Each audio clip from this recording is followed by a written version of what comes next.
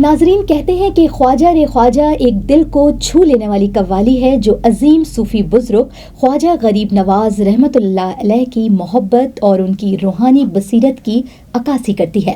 मोहसिन अली कव्वाल और उनके हमनवाओं की आवाज़ें इस कव्वाली को एक मुनफरिद रूहानी तजर्बा मुहैया करती हैं जहां इश्क और सादगी का मिलाप होता है। तो आइए हम ख्वाजा रे ख्वाजा की नगमगी में शामिल हों और इश्क इलाही व इश्क रसूल सल्लल्लाहु अलैहि वसल्लम की इस सहर अंगेज फजा में ये कव्वाली हमें याद दिलाती है कि सूफियाना मोहब्बत और तड़प की कोई हद नहीं होती, बस दिल की गहराइयों से निकलने वाला इश्क ही हकीकी कामयाबियों की तरफ ले जाता है।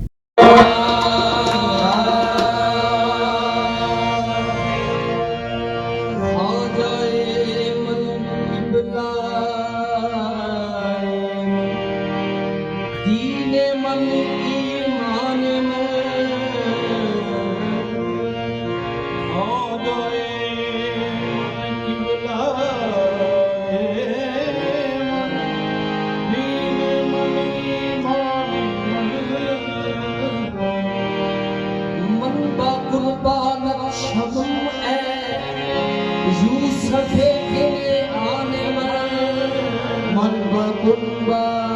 नक्श